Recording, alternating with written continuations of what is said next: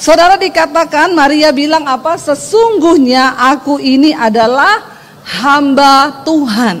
Saya mau tanya, ya, kalau disebut hamba Tuhan itu apakah yang punya jabatan pendeta? Dalam pemahaman saudara itu hamba Tuhan itu apa? Ayo jawab, berapa tahun sudah jadi Kristen? Hamba Tuhan itu apa? Ya, orang yang taat sama itu disebut hamba, bukan karena banyak pendeta bukan hamba. Ya, benar. Ya, hamba Tuhan itu adalah ya satu, bukan jabatan. Hamba Tuhan itu bukan jabatan. Pendeta itu jabatan. Pendeta itu jabatan. Ketua sinode itu jabatan. Tapi tidak menjamin pendeta, ketua sinode atau jabatan yang lain itu yang kelihatannya rohani, mereka hamba Tuhan. Itu tidak menjamin. Karena hamba Tuhan adalah orang yang taat kepada Tuhan. Berarti saudara bisa disebut hamba Tuhan enggak? Ya, sekarang mengerti kan hamba Tuhan itu apa? Amin. Dan memang seharusnya kita semua ini ya adalah hamba-hamba Tuhan. Artinya orang yang taat kepada Tuhan. Jadi jangan bilang itu hamba Tuhan loh, Bu Debbie Basir tuh hamba Tuhan loh. Kenapa? Sekarang orang itu banyak salah. Karena jabatannya pendeta disebut hamba Tuhan. Padahal tidak semua pendeta itu hamba Tuhan. Tidak semua ketua sinode itu hamba Tuhan. Hanya orang yang benar-benar taat pada Tuhan disebut hamba Tuhan. Sekalipun dia jemaat. Ya, sekalipun dia nggak pelayanan di gereja, dia duduk di kursi gereja setiap minggu. Kalau dia taat melakukan firman, maka dia disebut hamba Tuhan. Kalau nggak taat sama Tuhan berarti hamba syaiton. Biar agak halus, jangan setan, syaiton. Ya, orang itu kan di dunia ini hanya ada dua, Tuhan sama syaiton. Lah kalau nggak tunduk sama Tuhan, berarti tunduknya sama, berarti jadi hamba. Pinter jemaat disentulin ya. Saya suka begini ini saudara ya. Jadi nggak sia-sia saya berpanas-panas ria di sini. Saudara, Maria itu bilang, jadilah padaku. Tadinya Maria itu banyak protes waktu malaikat bilang kamu akan mengandung. Lah gimana? Saya ini belum kawin, saya belum punya suami, saya gini. Lo berat lo untuk Maria lo saudara, karena dia harus menanggung fitnahan. Ya, tunangannya merasa belum menyentuh dia, tiba-tiba hamil. Ya coba saudara, saya juga memikirkan kalau saya yang dipilih waktu itu, untung bukan saya. Ya, tiba-tiba malaikat bilang kamu akan mengandung. Loh, saya belum kawin ya. Kenapa? Dulu pernah ada saudara di salah satu kota, begitu anak pendeta dia hamil, tanya bapaknya, kamu hamil sama siapa? Dia jawab sama Roh Kudus. Aku ini hamil. Ih, kita semua kaget. Ih, Yesus mau punya adik ya. Ya, jangan sesat ya, itu hanya terjadi sekali. Jangan ngaku-ngaku dihamili Roh Kudus lagi. Roh Kudus membawa kehamilan bagi dia. Ya hanya karena dia nggak mau ngaku, laki-laki itu siapa dia nggak mau ngaku ya. Hati-hati saudara. Saya itu sering bilang sekarang kan banyak orang-orang hamil di luar nikah ya. Anak-anak muda sekarang tuh banyak hamil, belasan tahun udah hamil. Ya saya bilang Jepang sama Indonesia itu hebat. Indonesia loh. Jepang anak belasan tahun bikin robot, Indonesia belasan tahun bikin lebih canggih mana saudara ya, bikin anak loh. Kalau robot tuh nggak bisa bikin anak. Ini Indonesia memang luar biasa ya. Tapi jangan ditiru, itu adegan berbahaya. Jadi waktu Maria diomongin bahwa dia akan mengandung, berat saudara, banyak pikiran. Memang untuk melakukan kehendak Tuhan itu tidak mudah. Semua kehendak Tuhan itu susah karena selalu bertentangan dengan daging. Banyak pertimbangan. Nanti nama baiknya Maria bagaimana? Iya, kalau suaminya percaya, kalau Yusuf percaya bahwa dia hamil oleh Roh Kudus, kan nggak mudah sekarang. Kalau orang ngomong dia hamil begini-begini, lalu Roh Kudus yang membuat dia hamil itu kan nggak gampang. Jadi saudara, Maria harus menanggalkan setiap kedagingannya untuk dia bisa taat kepada kehendak Tuhan. Nah, kita ini dikatakan melayani dengan hati hamba. Jadi sekarang kita sudah satu pemahaman bahwa hamba Tuhan itu bukan hanya pendeta. Amin. Saudara juga semua adalah hamba Tuhan. Sekarang bilang kanan kirinya, kamu tuh hamba Tuhan loh. Ya, ngomong cepat ngomong. Jangan lihat di saya. Lihat samping kanan kirimu itu mungkin istrimu, anakmu, suamimu, ngomong. Tepuk pundaknya, kamu tuh hamba Tuhan loh. Ya, begitu saudara, kita ini hamba Tuhan. Nah, sekarang kita masuk saudara. Kalau kita hamba Tuhan, berarti kita semua ini terpanggil untuk melayani Tuhan. Kenapa kita harus melayani Tuhan saudara? Nanti kita akan masuk. Bagaimana sih melayani Tuhan itu? Apakah harus bisa main musik ya? Apakah saudara harus latihan nyanyi? Atau saudara latihan khotbah? Bukan seperti itu.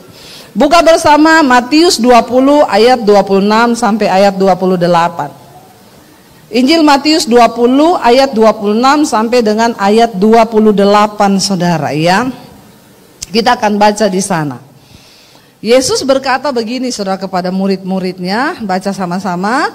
Tidaklah demikian di antara kamu. Barang siapa ingin menjadi besar di antara kamu, hendaklah ia menjadi pelayanmu. Dan ayat 27 bilang, dan barang siapa ingin menjadi terkemuka di antara kamu, hendaklah ia menjadi hambamu. Ayat 28, sama seperti anak manusia datang bukan untuk dilayani, melainkan untuk melayani dan untuk memberikan nyawanya menjadi tebusan bagi banyak orang.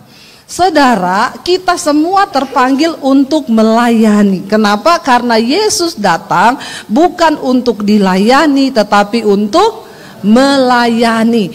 Oke Bu, sekarang kita mau melayani ini bagaimana Bu? Ya saya melayani. Saudara, melayani itu di mana saja. Dan inti dari pelayanan Yesus dia bilang, kalau orang dunia itu ingin terhormat, menjadi besar, maka mereka itu harus punya kedudukan yang tinggi, semuanya serba tinggi, supaya mendapat penghormatan manusia.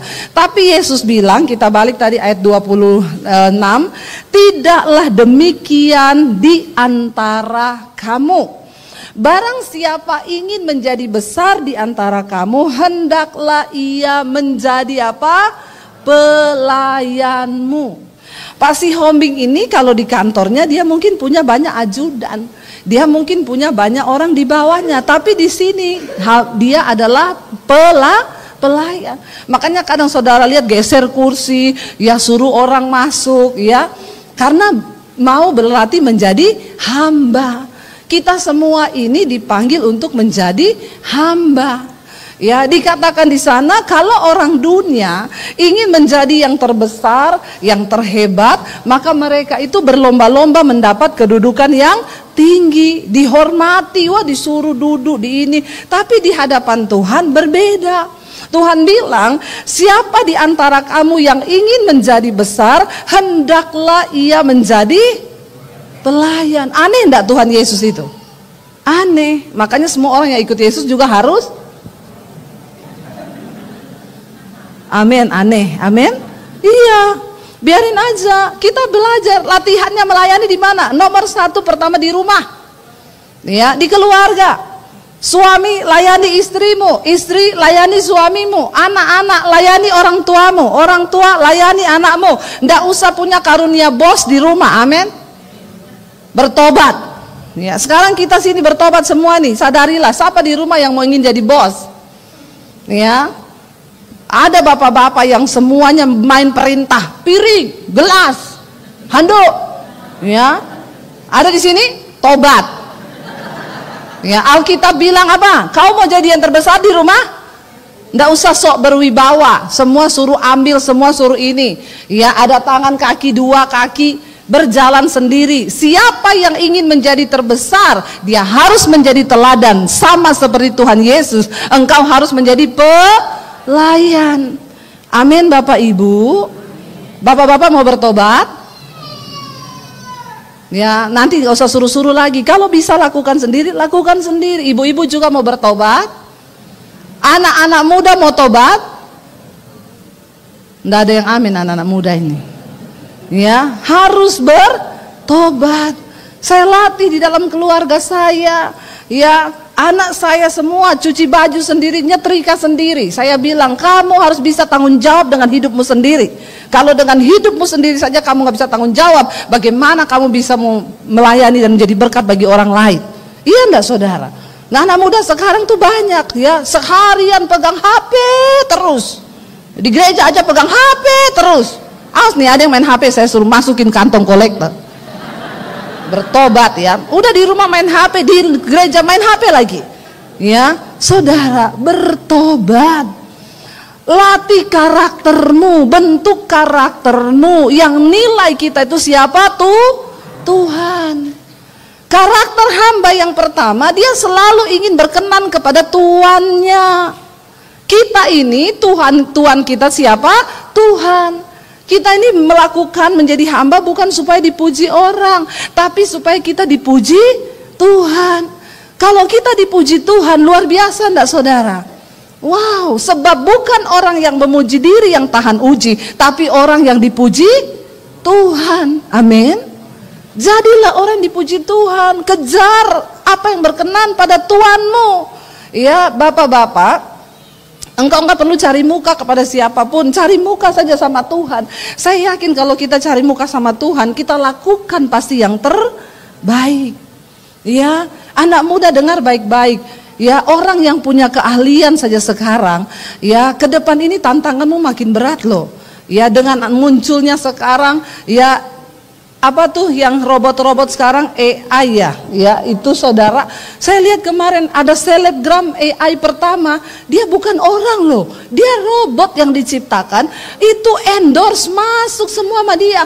Pertama kali di Indonesia itu langsung jutaan followersnya saudara, iklan endorse masuk, bukan orang, robot. Jadi jangan kau andalkan cantikmu, gantengmu, pintermu pun tidak cukup sekarang. Orang pakai sarjana banyak saudara, sekarang nganggur, iya enggak? Ya bahkan pengkhotbah pun dikatakan sekarang robot khotbah. Saya ditanya gini loh Bu Dewi, menurut tanggapan Ibu gimana nih? Sekarang di luar negeri yang khotbah tuh bukan orang lagi, robot. Ya, waduh memang sekarang ngeri ya. Saya bilang loh apa masalahnya kalau memang robot yang khotbah? Ya kalau pendeta sudah nggak bisa dipercaya, maka Tuhan bisa pakai robot. Iya enggak? Robot enggak homo loh. Robot enggak selingkuh loh. Pendeta bisa selingkuh enggak? Bisa, dia habis selingkuh berdiri di mimbar, habis homo dibawa dia naik di mimbar, bisa enggak? Lo robot enggak loh. Jangankan robot, saya bilang Tuhan berkata batu pun bisa dipakai Tuhan untuk tobatkan orang. Jadi kita perlu berjaga-jaga. Cuma yang nggak bisa di robot itu mungkin enggak ada urapan ya.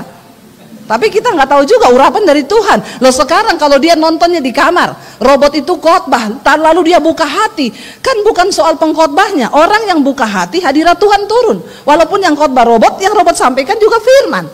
Ngeri nggak akhir ini? Makanya anak muda saya mau bilang, kau jangan sombong dengan kegantenganmu, kecantikanmu, kepinteranmu. Kau S2, S3, S4, S21 pun kayak Samsung. Dengar baik-baik ya. Ini ke depan, masa depan ini akan semakin memburuk loh. Kita nggak bisa lagi dengan kekuatan-kekuatan kita manusia. Tetapi orang yang dikenan Tuhan, kau mungkin nggak terlalu pinter ya, tapi kau takut Tuhan. Kau mungkin nggak terlalu pinter, tapi kau punya hati hamba. Orang sekarang udah bodoh, sombong lagi. Bagaimana mau diangkat Tuhan saudara? Iya enggak? Ya pinter, sombong masih agak-agak loh. Udah bodoh, sombong. Ya coba apa yang bisa menjadi kekuatanmu? Hari-hari ini kita nggak bisa dengan kekuatan kita, hanya tangan Tuhan yang bisa mengangkat kita saudara. Makanya dengar baik saudara ya. Ayo kejar karakter Kristus. Ayo kejar firman Tuhan. Dikatakan di sini kita mulai menjadi pelayan itu di mana? Di dalam keluarga. Ya anak muda jangan sok teriak sama orang tuamu. Hari-hari ini saya banyak dapat konseling. Bu saya udah nggak bisa atur anak saya bu. Saya pukul dia makin berontak. Ini ancam mau bunuh diri. Saya bilang kalau dia ancam bunuh diri suruh aja bilang. Bunuh diri sana. Orang mau bunuh diri itu nggak ngomong-ngomong loh. Ya. Kalau ada orang ngomong itu cuma mengancam itu. Bunuh diri itu diam-diam tahu-tahu lompat. Nggak usah ngomong tuh jangan tahan, jangan tahan, jangan tahan. Lepas aja sana bunuh diri. Mau lompat dari lantai berapa tak anter. Ngancem lagi sama orang tua. Anak sekarang tuh gitu, udah nggak bisa dinasehati. Kalau dinasehati sok memberontak. Makanya hati-hati Bapak Ibu, kau jangan salah didik anak-anakmu. Ini masih banyak bayi-bayi ya. Ajar yang benar supaya anakmu itu memiliki hati hamba. Ya karena begitu kita salah didik sombong. Ayo kita belajar yuk dari mulai kita ini di dalam keluarga. Ya, mari Bapak Ibu kita introspeksi diri. Apakah di dalam rumah kita jadi bos atau jadi hamba? Ya, belajarlah dari hal-hal kecil. Habis makan cuci piring sendiri, angkat bawa ke belakang. Hidupmu tuh jadi berkat dulu di dalam rumah. Amin. Ya, nggak usah boro-boro mau jadi berkat sampai ke bangsa-bangsa Bangkok, ya, Thailand, ya, New York. Ya, padahal di rumah ya, nggak bisa jadi berkat tapi kepengen ke bangsa-bangsa. Bertobat. Yesus bilang kalau orang lain pengen terkemuka, dia melakukan hal-hal yang secara duniawi. Tetapi tidak demikian di antara kamu. Barang siapa ingin menjadi besar di antara kamu, hendaklah ia menjadi pelayanmu. Ayat yang berikutnya dikatakan di sana apa, saudara? Ayat 27, ya. Ayat 27 dikatakan di sana, ya. Dan barang siapa ingin menjadi terkemuka di antara kamu, hendaklah ia menjadi hambamu. Ya, memang rasanya berat hari-hari ini, saudara. Yang ada, kenapa akan terjadi perceraian di dalam rumah tangga? Karena orang sudah tidak punya hati hamba. Semua yang ada tuntut menuntut. Kenapa kita tuntut menuntut? Karena ada kesombongan. Kamu tuh jadi istri ya, nggak pernah mau melayani suami. Istrinya jawab, kamu juga jadi suami. Emang selama ini? Coba kalau semua punya hati hamba, ya, pasti suaminya bilang, aku yang salah. Istrinya bilang, tidak say, aku say. Enggak, aku. Luar biasa toh? Nggak jadi berantem kan? Ya, semua karena merasa saya yang salah. Tapi ketika mulai ada kesombongan di situ, ya, maka terjadilah mulai ada saling menyalahkan. Ya, saling menyalahkan, saling menuduh karena semua egonya muncul. Bagaimana kita bisa melihat berkat Tuhan? Hari-hari ini, saudara, serangan iblis itu semakin luar biasa loh kepada anak-anak Tuhan. Kenapa? Saya cuma mau bilang ini akhir zaman. Kita ada di hari-hari terakhir. Ayo dari rumah tangga kita, hari-hari ini angka perceraian terus naik. Saudara tahu kenapa? Karena tidak ada yang punya hati hamba. Semua merasa aku nih loh, ya ditekan. Itu enak aja jadi suami, itu enak aja jadi istri, enak aja jadi anak, enak aja jadi ini. Coba kita semua merendah. Karena orang yang ingin menjadi yang terkemuka, dia harus menjadi yang paling rendah, menjadi hamba. Lalu ayat yang berikutnya di sana dikatakan ayat 28, saudara, sama seperti anak manusia. Yesus itu datang bukan untuk dilayani, tapi untuk melayani, bahkan memberi nyawa. Loh, kita disuruh belajar dari Tuhan Yesus. Loh, kita nih belum sampai memberi nyawa bagi orang lain. Ya, makanya orang tuh kalau mau cerai, saya bilang bertahan bu. Sampai kapan bu? Saya tuh terhianati loh, saya tuh tersakiti. Lah, kau belum kayak Yesus kan? Mau kayak Yesus dibilang apa? Beri nyawamu. Berani enggak kau beri nyawa bagi suamimu? Ya, suruh doa. Tapi bu, saya harus apa? Doa. Ya, enak aja ibu suruh saya doa. Ibu nggak rasa punya suami saya kayak saya. Siapa suruh? Saya juga nggak mau rasa, salah sendiri. Ngapain kau suruh rasa? Saya suamimu. Siapa yang pilih itu suamimu? Kau pilih-pilih sendiri, kau suruh saya rasa, pret. Ya, kasihan deh lu. Makanya berdoa. Ya, jangan membantah. Kita ini belum seperti Yesus loh. Suruh serahkan nyawa. Serahkan nyawa bagi istrimu, serahkan nyawa bagi anakmu, serahkan nyawa bagi suamimu. Sehebat apapun suamimu itu, senakal apapun dia, duduk di kaki Tuhan. Amin. Berdoa, mohon pengampunan, ya, melayani dengan hati hamba, saudara. Dimulai dari keluarga kita, sehingga saudara di tempat kantormu, di tempat bekerjamu, engkau pun belajar bisa mempraktekkan hati hamba.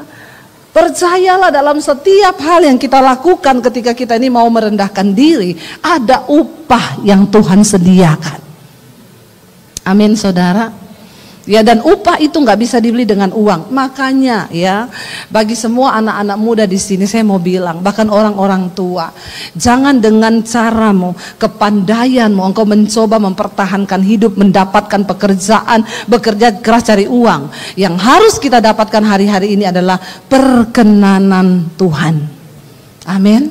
Waktu kita dapat perkenanan Tuhan, ada pintu-pintu yang akan Tuhan buka. Kalau kau dengan kekuatanmu sendiri capek, nggak dapat apa-apa, stres. Tapi waktu engkau menjadi orang yang dikenan Tuhan, ada pintu-pintu yang Tuhan akan bukakan bagi orang-orang yang dia kenal. Kau nggak perlu sekolah tinggi kadang. Kau nggak perlu sekolah tinggi untuk bisa mendapatkan gaji yang tinggi. Waktu Tuhan berkenan, dia beri kepadamu, saudara.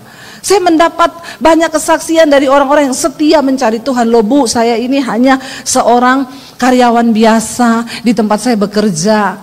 Tapi dia setia, saudara, berdoa, dia setia puasa, dia setia sama Tuhan.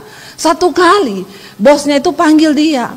Ya, dia bilang, Pak, saya mau bicara dengan Bapak, menghadap ke ruangan saya. Ya, dia datang, Pak, saya sudah meminta dan sudah berdoa. Saya ini akan mengangkat kepala personal di dalam kantor kita ini untuk mengepalai berapa ribu karyawan. Dan saya sudah menimbang-nimbang, saya melihat Bapak orang yang tepat. Kaget dia, syok. Ih Pak, bukankah di atas saya masih banyak orang yang bisa mendapat kesempatan itu? Kenapa saya yang dipilih? Enggak, saya lihat karakter Bapak. Saya lihat Bapak orang yang dapat dipercaya. Kenapa saudara? Karena dia mendapat perkenanan Tuhan. Bahkan posisi yang dia ambil itu harusnya bagi orang-orang yang sekolahnya lebih tinggi dari dia. Tapi Tuhan beri. Kenapa? Waktu kita mendapat perkenanan Tuhan, ada jalan-jalan, ada pintu-pintu yang akan Tuhan bukakan, yang secara nalar itu tidak mungkin, tapi menjadi mungkin. Yang pernah saya saksikan, seorang waktu kita ini takut Tuhan, selalu jalan-jalan itu terbuka. Makanya kejar karakter hamba yuk. Kau akan menjadi orang yang terkemuka di mata Tuhan, saudara. Tuhan bilang, ya, kalau engkau mau menjadi seperti itu, jadi orang yang paling rendah dulu. Yesus, belajar dari Yesus, memberikan tebusan nyawa. Yang kedua, saudara, yang pertama memiliki karakter hamba itu mencari perkenanan kepada tuannya. Yang harus kita kejar adalah perkenanan Tuhan. Suami-suami, sehebat apapun engkau punya karir di kantor, kalau kau tidak berkenan sama Tuhan, apalagi tidak berkenan sama istri, ya cilaka hidupmu. Karena firman Tuhan bilang, kalau kau tidak mengasihi istrimu, doamu terhalang. Mau kau berdoa sekuat apapun, kalau kau tidak mengasihi istri, doamu terhalang. Makanya bapak-bapak, hiduplah takut akan Tuhan. Hormati dan kasihi istrimu seperti engkau mengasihi dirimu sendiri. Itu loh kata firman Tuhan. Jadi sebenarnya ayatnya buat bapak-bapak itu lebih berat daripada buat ibu-ibu. Kalau ibu-ibu, tunduklah pada suamimu. Lah kalau bapak-bapak, kasihi istrimu seperti engkau mengasihi dirimu sendiri. Berat nggak ini bapak-bapak? Ada bapak-bapak di sini? Tolong jawab saya. Berat itu? Berat. Kau mengasihi dirimu sendiri nggak bapak-bapak? Mengasihi kan? Nah, sebagaimana engkau ingin dirimu diperlakukan, perlakukan juga seperti itu kepada istrimu. Makanya kalau malam istri minta pijat, kau pijat dirimu sendiri toh. Bapak-bapak bilang kalau ini tidak nyambung sih ya. Tapi ini rahasia firman Tuhan loh. Ketika suami mengasihi istri, rezekimu, berkatmu itu ditambahin sama Tuhan. Ya sudahlah, pakai ayat aja hari ini toh buktinya semua akal logika kita mentok. Saya ketemu banyak orang pintar stres. Saya ketemu banyak orang kaya stres. Tapi orang yang diberkati Tuhan, yang dikenan Tuhan, dia mengalami damai sejahtera dan sukacita. Itu loh yang luar biasa, amin. Ya, damai sejahtera ini nggak bisa dibeli dengan uang. Sorga itu ada di dalam kehidupan keluarga kita masing-masing. Karena itu jadikanlah sorga dalam rumahmu. Dengan cara itu engkau ya mencari perkenanan Tuhan. Yang kedua saudara, bagaimana memiliki hati hamba itu? Ya, kita baca bersama 2 Timotius pasal 2 ayat yang keempat saudara. 2 Timotius 2 ayat yang keempat ya. 2 Timotius 2 ayat yang keempat, firman Tuhan berkata sana demikian. Ya, kita baca bersama 2 Timotius pasal yang ke-2 ayat yang keempat ya. Seorang, baca 1, 2, 3. Seorang prajurit yang sedang berjuang tidak memusingkan dirinya dengan soal-soal penghidupannya, supaya dengan demikian ia berkenan kepada komandannya ya. bagaimana kita ini berkenan kepada Tuhan, tidak usah pusingkan perkara-perkara penghidupanmu. Ketika engkau sibuk mengejar perkenanan Tuhan, engkau bekerja dengan rajin. Karena itu firman Tuhan yang berkata, ketika engkau mengejar perkenanan Tuhan, dikatakan, ya maka engkau mendapatkan perkenanan Tuhan. Prajurit yang sedang berjuang itu enggak pusing dengan perkara-perkara penghidupannya. Karena dia tahu, waktu dia berkenan kepada komandannya, maka komandannya akan mencukupi segala kebutuhan hidupnya. Saya dulu mau ikut Tuhan itu, saya takut saudara. Waduh, saya ikut Tuhan, saya nggak bawa ijazah, saya diusir dari keluarga saya. Papi saya bilang, jangan bawa ijazah. Saya mau lihat Yesus kasih makan, kamu pakai apa? Sampai saya agak ketakutan melangkah untuk melayani Tuhan. Tapi saya ingat, papi saya itu dulu kepala kantor. Kalau dia pindah tugas ya, itu cuma disuruh pindah, Bapak, kapan kira-kira Bapak siap pindah ke lokasi yang baru? Ya, rumah sudah disediakan, ya mobil sudah disediakan, sopir disediakan, semua disediakan oleh instansi. Loh, saya tuh berpikir itu instansi dunia loh. Apalagi kita ini kalau setia melayani Tuhan loh. Ya, Tuhan itu pasti menyediakan semua yang kita butuhkan. Nggak usah pusingkan. Ada banyak orang hari-hari ini dia stres, depresi karena terlalu pusing dengan perkara-perkara penghidupannya. Masih 10 tahun dia sudah stres. Yang lucu, stres dengan keadaan zaman tapi nggak pernah cari Tuhan. Stres sendiri, bingung sendiri, akhirnya kena stroke sendiri. Iya saudara, ketika engkau takut, cari Tuhan. Waktu engkau khawatir, cari Tuhan. Sebab Tuhan yang bertanggung jawab atas hidup kita. Tapi bagaimana Tuhan bisa bertanggung jawab? Ya ketika kita ini sungguh-sungguh hidup mengabdi kepada Tuhan. Dengan jalan apa? Jadilah pelaku firman Tuhan. Amin. Andalkan Tuhan, nomor satukan Tuhan dalam hidup kita. Saya percaya saudara, Alkitab yang bilang loh, diberkatilah orang yang mengandalkan Tuhan, tapi terkutuklah orang yang mengandalkan manusia, mengandalkan kekuatannya sendiri. Nah, hari-hari ini banyak orang Kristen hidupnya terkutuk, banyak. Dia kayak bangsa Israel, berputar di padang gurun 40 tahun, hidupku kok gini-gini terus ya, nggak ada terobosan, hidupku kayak gini aja, rumah tanggaku kayak gini aja. Engkau sedang dalam keadaan terkutuk. Kenapa terkutuk? Bukan karena kau sembah setan di Gunung Kidul, bukan karena kau cari setan di Gunung Kawi. Jangan pikir orang yang terkutuk itu hanya orang yang pergi mencari persugihan. Kalau kau tidak mengandalkan Tuhan, terlalu mengandalkan dirimu sendiri dan manusia, Alkitab bilang engkau terkutuk. Ya, terkutuk. Saudara, andalkan Tuhan dalam segala keadaan. Seorang prajurit, saudara pernah lihat kalau ada prajurit itu dikirim saudara perang, misalnya kemana? Ya, dia nggak pernah loh pergi perang, lagi mau pegang senjata gini ya, di hutan tiba-tiba HP-nya bunyi, tirit, istrinya telepon, Pak, nggak ada telur ini, mau makan mana telur?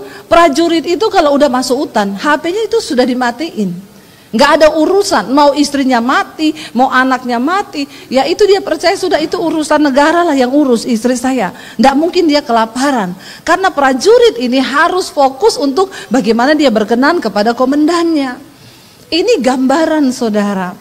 Ya, ketika kita ini ada, saya tuh pernah ketemu dengan seorang yang dia pernah memang diutus perang. Dia bilang, aduh ibu, di depan kita nih musuh ya bu, kita nih lagi tiarap di rawa-rawa, di samping ada buaya. Saya bilang, terus bapak lari? Nggak bisa bu, nggak bisa lari. Ya karena waktu kita lari, kita pasti ketahuan musuh ada di situ. Jadi bapak diam aja. Saya bilang, untung bapak sama buaya temenan ya, sama-sama buaya. Makanya temen buayanya mau makan, temenku, halo, ya buaya darat ternyata. Ya, jadi saudara sampai seperti itu loh. Bayangkan di depan ini mati, di samping juga mati, tapi harus memilih diam. Ya, seringkali untuk mencari perkenanan Tuhan, kita ini memang harus mematikan keinginan kita. Amin.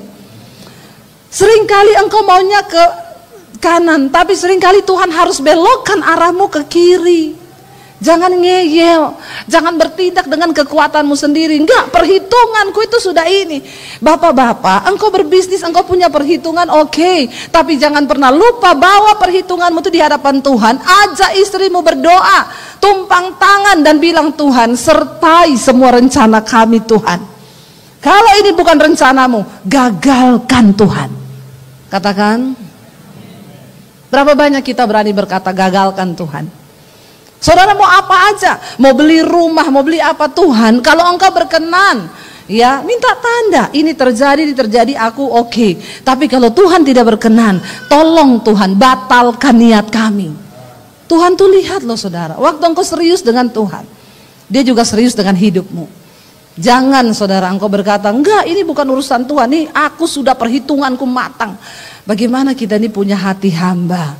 Iya, cari perkenanan komandanmu saudara. Cari perkenanan Tuhan. Ketika kita ini sungguh-sungguh mencari apa yang berkenan kepada Tuhan, saya yakin dan percaya Dia Tuhan yang maha melihat. Bagi Tuhan mengangkat hidup kita itu terlalu mudah. Yang menjadi sulit bagi Tuhan menaklukkan kesombongan kita ini loh. Karena semua manusia itu punya kehendak bebas.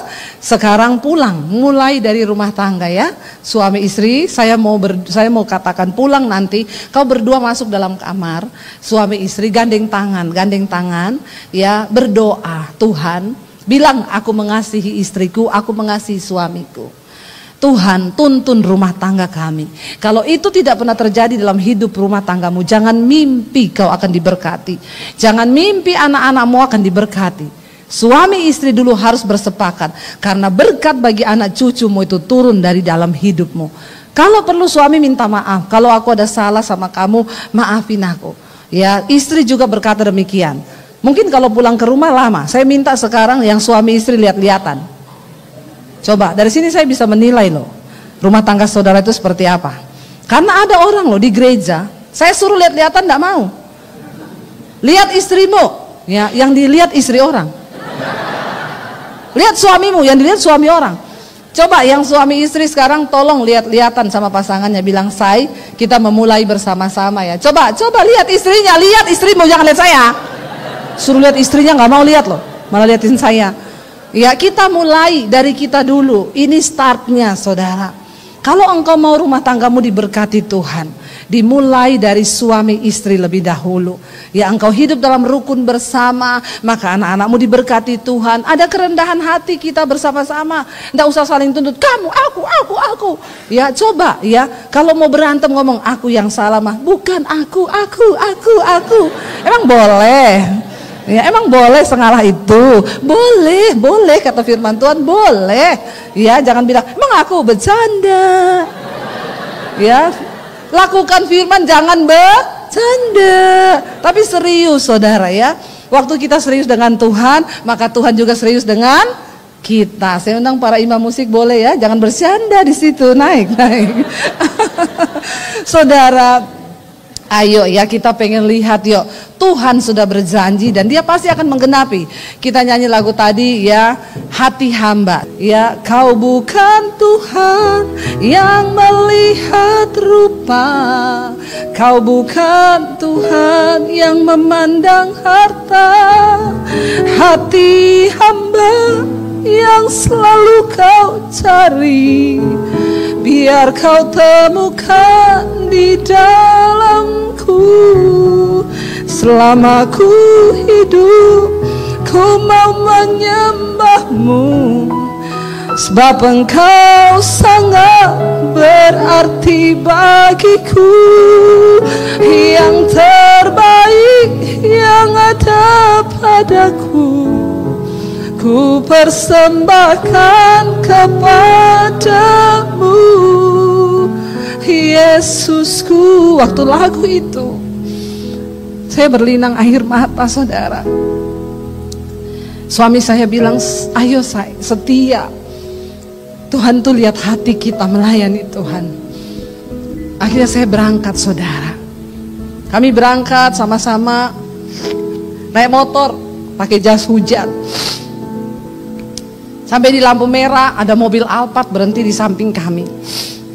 Mobil mewah tapi di dalam lagi berantem suami istri. Tuhan itu bilang, kamu mau mana? Naik motor sayang-sayangan atau naik mobil Alphard tapi berantem? Saya bilang saya mau naik mobil Alphard sayang-sayangan Tuhan. Sayang-sayangan. Dan hari ini saudara, semua itu Tuhan buktikan di dalam kehidupan kami. Tidak ada perkara yang mustahil waktu engkau setia. Yuk bangkit berdiri bersama.